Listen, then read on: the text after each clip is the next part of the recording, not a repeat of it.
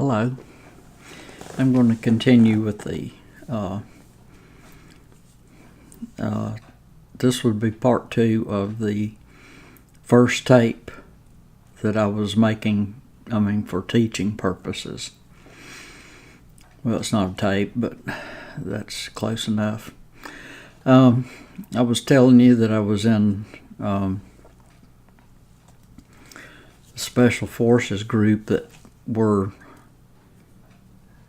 teaching me. When you're in the Army Reserve, these guys, they teach you everything they know because you got to have it. Well, one of them took me aside one day and he said, I realize that you think that this is Mom and Apple Pie and John Wayne and stuff. He said, but you got to realize something. We're getting funneled into and part of international operations. I thought, huh? What? He said, well, let me say it another way. If we can't get to it, the British SAS probably will. If they can't get to it, the German GS9 probably will. If they can't get to it, well, it just gets passed around until somebody can get to it. Now, who is this? Who's passing them around like that? Now, I showed you a while back, on Twitter especially, I showed you that there are oligarchy people around the world that want things done. They're the ones calling the shots. They're the ones that put pressure on governments here and there to do favors for them. They want the gold, the silver, the gold and the oil and the diamonds in Africa. We're just going to strip Africa. There's going to be nothing left of Africa. Let me tell you that right now. The only thing, these rich people, if you don't know how they think, the only thing a black man is good for them is to mine the mines. And after that, they don't care if he lives or dies. That's what they have in mind for Africa. Now, you might want to notice that there's a lot more Africans than there are white people there, but they're not worried about that either. They've got it all under control, and they're just going to clean Africa out of the resources, all the resources. Not going to leave anything for the future. Don't want to. They want it for themselves. They want the money they can make off of the oil. There's plenty of oil in Africa. Now, I'm using Africa as an example, but they want to do this with the whole world. Now, if they can't get what they want in Africa, they'll send in mercenaries. They've done that, they've done that for centuries. The 18th, 19th, 20th century, 21st century, we're still sending mercenaries to Africa to deal with warlords, protect the oil pipelines. They got jeeps of 50 calibers on them with a crew riding around checking the oil pipelines, in different areas. Make sure, there's nothing sneaky or crazy going on with the security of those pipelines. Things like that. But it gets into a lot more. This particular warlord, let's say he's a prince. They have a lot of people around there that call themselves a prince in Nigeria and different places.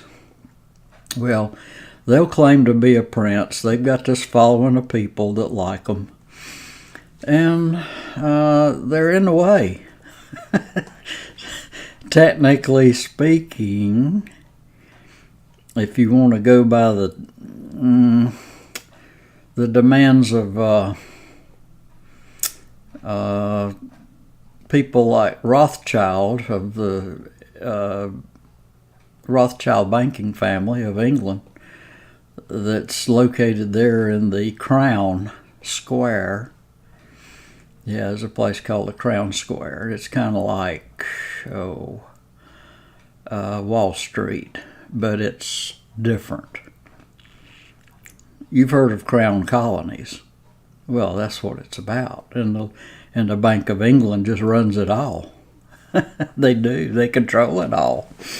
They control banks all around the world. The Bank of England. The Rothschild banking family. Anyway, with that, they want all the resources. Africa's just one place they're picking up. Now they're looking at the northern part of South America. They've got their eyes on that now. So does Russia, and so does China. Oh, we're fixing to have fun. Everybody's going to compete for the same resources now. Well,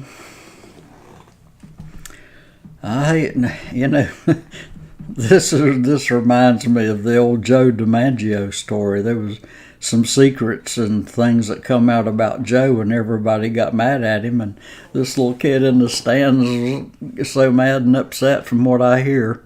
This is what I hear. And he hollered, "Say it ain't so, Joe. Say it ain't so." But he couldn't because it was so. Well, I'm kind of in the same situation. Say it ain't so, but it is. So question is now, what are we going to do about it?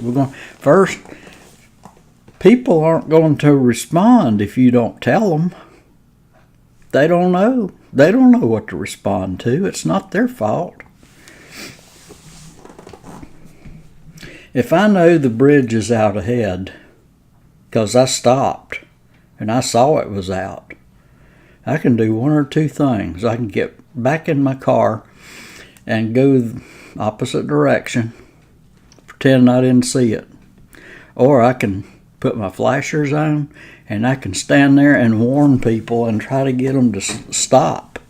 The bridge is out. Now, if they listen to me, good. If they don't, then at least I tried. That's what I'm doing here. At least I'm trying. But if you don't like truth, if you'd just rather hide and watch ball games, that's okay. Whatever. Hey, it's your life, and you have to live it, and then answer for how you think inside. I'm not going to tell you what to do. Far be it from me. I've made my own mistakes. You do what you feel like you need to do. Now, this world situation is in a real situation now. How many of you saw the movie Natural Born Killers? That's just about where we are. So, well, things aren't that violent in the U.S. yet. No, but they're headed that way. When you're a rookie cop and you get out of your patrol car and you walk to the donut shop and you're coming back, you get your order and you're coming back to the squad car and you're bringing the donuts and coffee with you, and you get shot with a shotgun from these kids in an open convertible. That's what happened in the movie. Well, he just went to get donuts and coffee. How about you? What's going to happen with you? What will be your turn? Well, I could say the same for me. What's going to be my turn if I don't prepare, or at least be mentally ready to know that could happen any second? And you better be ready. You better be ready to dump that coffee and donuts and hit the floor. Some of you wouldn't think that fast. You better do something, or you're not going to be here for the next video. See what I mean? I mean, it happens just that fast. I've watched all kinds of, I guess, what would you call it? The cops and stuff like that, and all the. Well, the more interesting ones to me than the cops are the ones where they're in lockup, because I've watched how their fights really start in lockup between prisoners. You know, you got some that are sedate, and you've got some that are just so agitated they're gonna do anything. So, and what I've noticed, let me move my microphone out of the way here for a second. What I've noticed is when these prisoners get ready to go off on somebody, it's just that fast. It's over. If you were lucky enough to see it coming and block it, then you're going to be okay, maybe. But if you didn't, you're on the floor. It's already there. Now, that's not just sudden. That's what you call sucker punching, for one thing. But that's the way most of those assaults start. It's what they do. Now, we're just lucky right now that the government is not sucker punching us. They are with the weather. Now, y'all think most of these storms and tornadoes coming through are, oh, it's weather change because the government won't listen. Well, the government's causing part of it, and you won't listen. You won't listen to me. I've already begged you to go research it for yourself, and you won't do it. They've got cloud seeding. They've got HARP antennas that break through the stratosphere and hit the ionosphere and control the jet stream. They have created more than one jet stream at a time. They can do that. Yeah, they can do that. And they've got the satellite array up there that circles the Earth, that they can pump energy with particle beam weapons. They can pump energy into any storm they want to. They can do these things. And I've tried to tell you. A lot of you won't listen. You just think that, oh, that's all Alex Jones stuff. Well, it's not. I wish it was. I wish chemtrails is not a big thing much anymore. They've got a lot of other stuff going on now. But you won't listen. I mean, you keep... If you really thought that this was going on, you'd be screaming and pitching a fit, especially if you live anywhere in Texas, Oklahoma, Arkansas, Missouri, going right up the map, all the way up to Indiana mostly. That's what we call Tornado Alley. But what if you could really pump those storms up like is going on right now? They're really getting pumped up. And it's not really fast enough or powerful. I mean, weather change can't do that quick. It can if it's given enough time. But we ain't had a break since January with this stuff. Have you noticed that? What do you think's happening? You think all the weather's just melted down at one time? Not quite that quick. But they're using every tool they have. They want to create FEMA-type disasters across the country to wear people down, where you don't know where to live anymore. You want to live beside the Mississippi River where it's going to flood every, I don't know how many years, but you want to live in a situation like that, or do you want to live in Tornado Alley where it's like playing Russian roulette with a pistol? Am I going to get the next tornado, or is it going to skip me? Or do you want to live in the Northeast now, where they get tremendous snow and they're getting northeaster storms left and right? There's a lot going on. And of course the ice sheets are melting.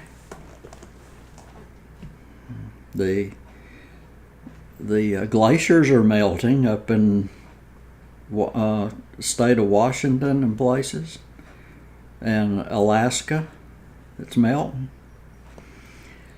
Well, the government really don't care, because they're going to be hiding in their bunkers around Denver and areas like that. They've already marked out their territory. They're going to Denver and Colorado, Cheyenne Mountain area. And there's several reasons for that. There's not just one reason. They've got several reasons they're doing that. But we all can't go to Denver. Tell you what, though, I will say something for Denver. I went there to visit somebody one time, and let me tell you, I had to go through Denver to get on Highway 25 to go north to Loveland to see them. Now, I have never been. Well, first of all, never been to Colorado till then. Never been to Denver, and I have never been through a big city like Denver that had I ain't gonna say they didn't have any, but they had very few traffic lights. It was amazing. I've never seen people in traffic so cooperative with each other. They just let you in. You just slide right in to a slot. And they didn't try to stop you. Didn't try to jump in front of you. Very cordial. Very unusual. You don't see that in Tennessee. Well, you don't see that up in Philadelphia. I was in Philadelphia in the same car I got now, my red Camaro Z28. I didn't like Philadelphia acting that way, or I hear New York is that way too. You sit 1 second too long at a red light when it turns green, you got horns going off all around you. Well, anyway, everybody goes. I never saw a traffic situation like Denver, where everybody just kind of. You'd think he was in the middle of Margaritaville. Come on, move on in here. Yeah, that's fine. You can get right in there. Fine. Yeah. Go ahead. Go. Nothing to it. I just cruised right. I got to Highway 25, which was a good ways into Denver, I found. I didn't know where it was, but I got there. And hadn't heard one horn, hadn't heard nothing that was out of the way. It's beautiful. I couldn't believe how they drove in Denver. And that says a lot for them. They're calm. They're not pushy. So there's a lot to the courtesy of Denver. There's a lot to that. And I found it out firsthand. Now, why the government wants to get there is for the altitude. They want to get out of any low-lying place like Washington, D.C. They can't deal with that in the future, and they know it. Well, some of them are moving there now. They're getting settled in, and the less important features of government won't get there until later, much later, probably when the water starts rising. Then they'll all finish off their moving.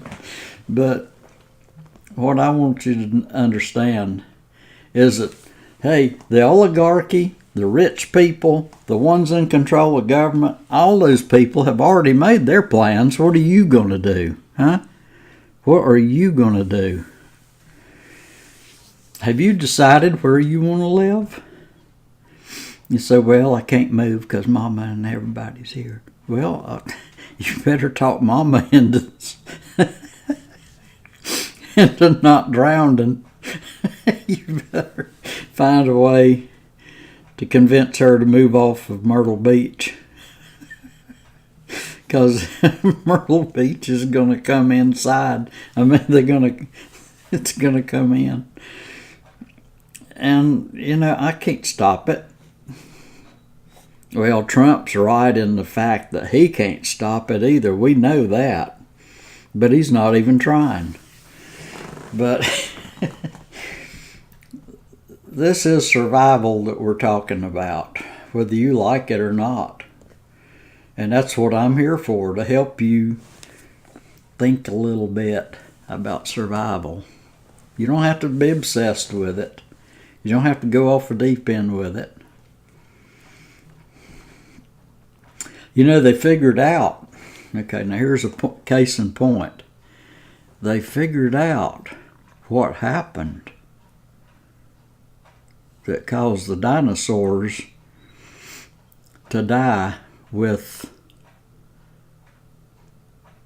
grass in their mouths that they found up near the Arctic Circle. They found some of this. The reason they still had food in their throat chewing it when they were frozen wasn't because, it was instant. You ever heard of flash freezing for vegetables and things? Well, that's what happened. When things happened on the earth at that time, it was such an event. It was a mind-stretching event that unless you were part of it, you probably would have a hard time figuring it out. But what happened was the atmosphere peeled back.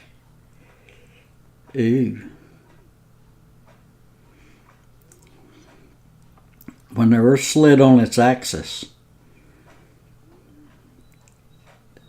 it happened at such a quick pace that the centrifugal force, I guess you call it centrifugal, it was some kind of force, it threw the atmosphere so far fast around that spaces came up empty in the atmosphere from outer space and froze them to death instantly.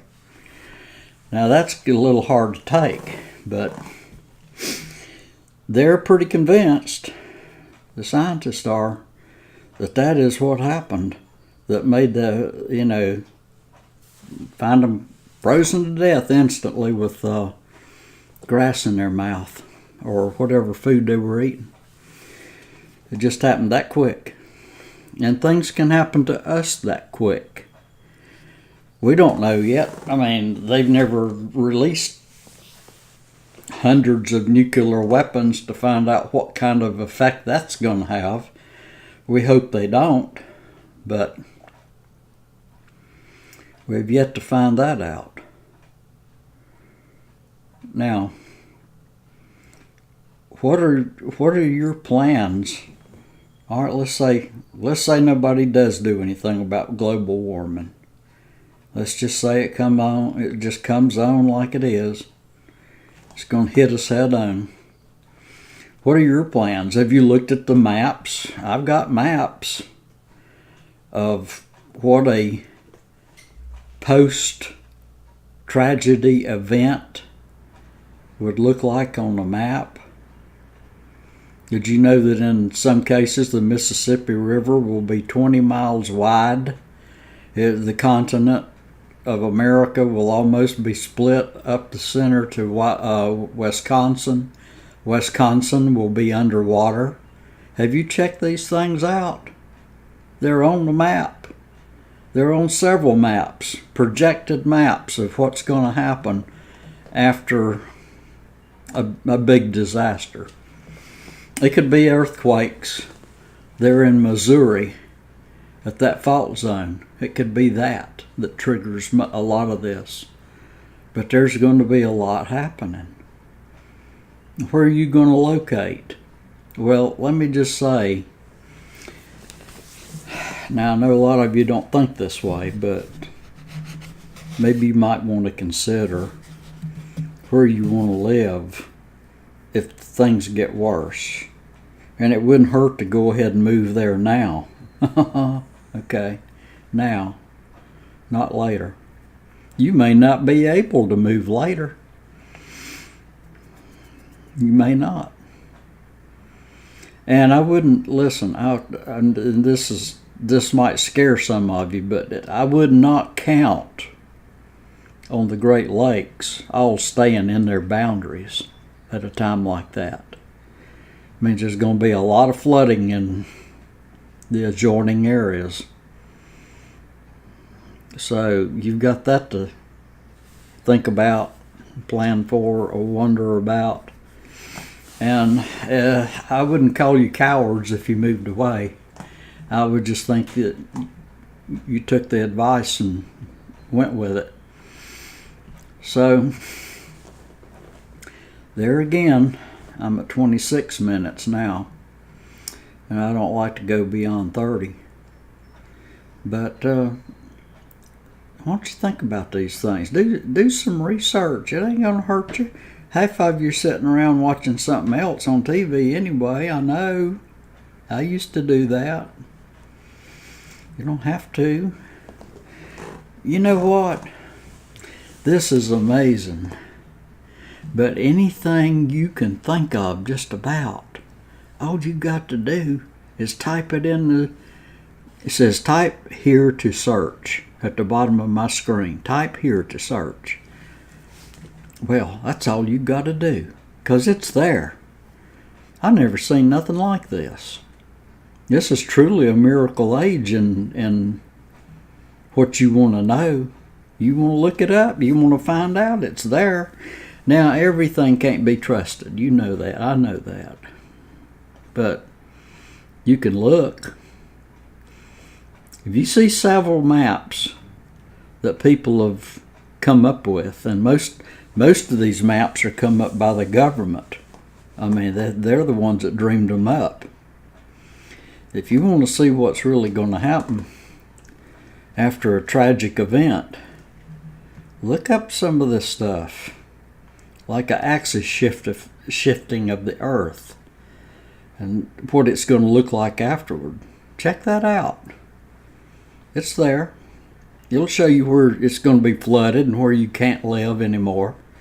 It'll show you where you might want to think about moving to. That's why I live where I live. I checked it out. Kingsport, Tennessee is one of the safest places on the planet if these kind of things happen. And it's far enough away from the Yellowstone National Park that I figured that out too. They would get tremendous. Everything west of the Mississippi would be covered in ash, several feet high. Northeast Tennessee, where I live, it's figured down to where we'd get about 6 inches of ash. That's not much. Half a foot of ash is not much to deal with. What if we enter a new ice age? Well, I live at just about where the ice age stopped. I figured that out. If we get a huge asteroid in the middle of the Atlantic, I don't care how big it is, hardly. It ain't going to go over 2 mountain ranges with a tsunami, not 2. And if it does, I still got one more I can go up to the top of. And it takes about 6 hours. Well, let me just say this, if that mountain on Tenerife Island in the Canary Islands, if that mountain erupts on the side like they're saying it's going to do someday, it will generate a tsunami that will hit the entire U.S. East Coast, the entire East Coast. But it will be 6 hours away. You will have 6 hours of travel time if you're alerted in time to make it to the mountains and get away from that. That won't be that big. It'll be big enough to make you to run for the mountains, but it won't be enough to overwhelm you when you get to the mountains. It'll wash back. So now you've got things to think about. This climate change is not going to go away. I mean, it is change. The planet is changing. It has been changing since it was created or developed. And it's not going to stop changing. Have you noticed all those maps that show previous eras in history and the mantle plates of the earth, how they shifted and moved around, and how this continent moved into that one and all this other stuff? Well, it's continuing. It's not going to stop. That changes weather too. A lot of stuff changes the weather. Earth changes. That's what it is. And it's not going to stop. Well, it's 32 minutes now. And I am going to stop for now. Lest you think I will burn my microphone up.